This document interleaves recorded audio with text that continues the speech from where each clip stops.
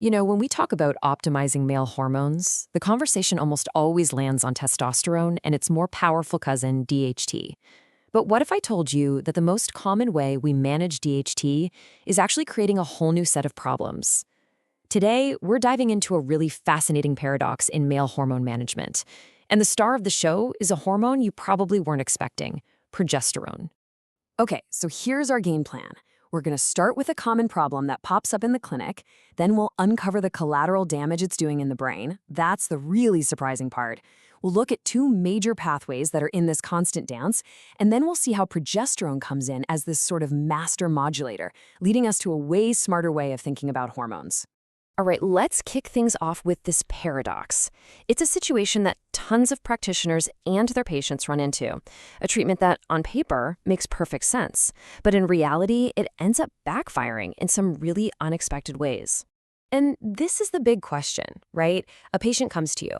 They want to deal with hair loss or maybe some prostate issues. So you go after DHT. But then, all of a sudden, they can't sleep, they're irritable, they're anxious. What in the world is going on?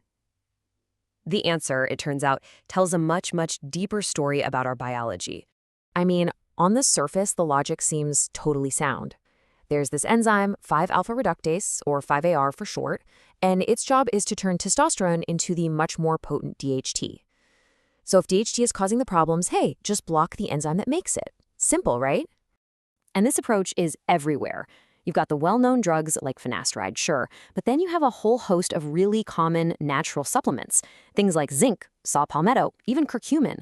A lot of people are taking these and inhibiting this enzyme without having any idea of the full scope of what it actually does. And boom, here's the paradox. In trying to solve a physical issue like hair loss, you can accidentally kick off this whole cascade of neurological problems. Some people have started calling this alpha male burnout. It's this state where you might look okay, but inside you just feel wired, tired, and kind of emotionally flat. So what's really going on here? What's the collateral damage from using this kind of, blunt force approach? Well, it turns out that enzyme we're so busy blocking is way more important than we thought, especially when it comes to the brain. Okay, and here's the absolute key to understanding this whole thing. 5-alpha reductase is not the bad guy it's been made out to be. It has a super important day job in the brain. It's responsible for making some of our most critical, calming and protective compounds. This whole critical pathway, it actually starts with progesterone. And guess what the very first step requires? Yep, it needs that exact same enzyme we've been talking about, 5-alpha reductase, to get the ball rolling. So after that first step, another enzyme comes in and finishes the job, turning that intermediate compound into something called allopregnanolone. But here's the thing. That first step, the one run by 5-alpha reductase, is the bottleneck. It's the rate-limiting step, which means it controls the speed of the entire assembly line. If you block it, the whole process just grinds to a halt. And this just lays it all out, doesn't it? When you inhibit 5-alpha reductase to stop DHT, you are unavoidably also stopping the production of allopregnanolone.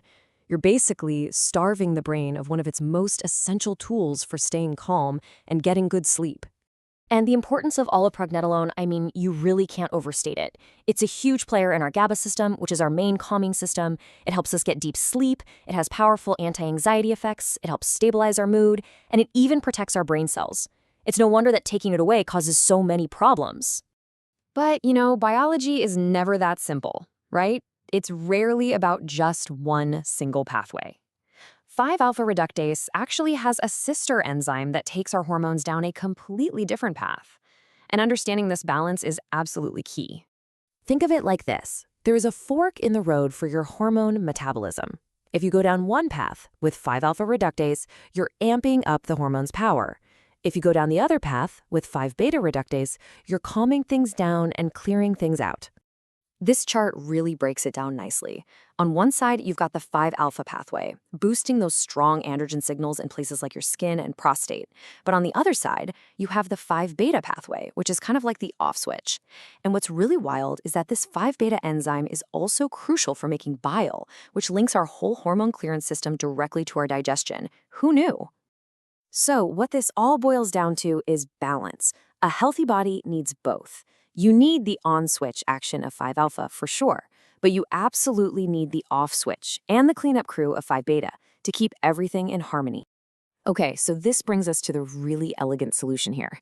How do we deal with an overactive 5-alpha enzyme without causing all this collateral damage? Well, the answer isn't to block it, it's to guide it. And our guide, it turns out, is progesterone. Now, to get how this works, we need a quick little biochemistry concept, the competitive substrate. So think of an enzyme like a worker on an assembly line. An inhibitor just stops the worker from doing their job. A competitive substrate, on the other hand, doesn't stop them. It just gives them a different, and in this case, a much more beneficial job to do. And that's exactly what progesterone does. It just so happens to be very attractive to that 5-alpha reductase enzyme, so when there's enough progesterone around, the enzyme gets busy turning it into all that wonderful calming allopregnanolone. And that naturally means there's less enzyme available to make extra DHT. It doesn't block, it redirects. That's the magic right there. So, from a clinical standpoint, this makes progesterone this amazing, multi-talented tool. By supporting progesterone levels, you're directly beefing up the brain's calming GABA system, you're elegantly nudging that 5-alpha reductase activity away from making too much DHT, and you're promoting that deep restorative sleep that so many people are missing.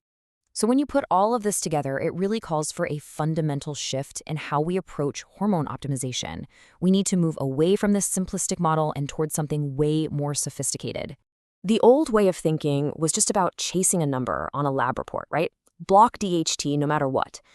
But the new thinking, the smarter thinking, is about modulating the entire enzymatic pathway. It's about guiding the system back to its own natural, intelligent balance. And this quote from the source material just perfectly sums up this entire new paradigm.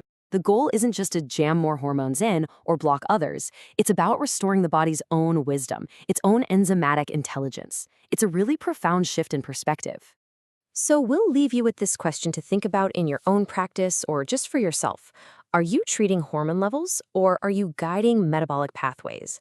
Asking this one question can completely reframe your entire approach, moving you from just playing a numbers game to a truly holistic strategy that respects the incredible, interconnected systems that keep us healthy.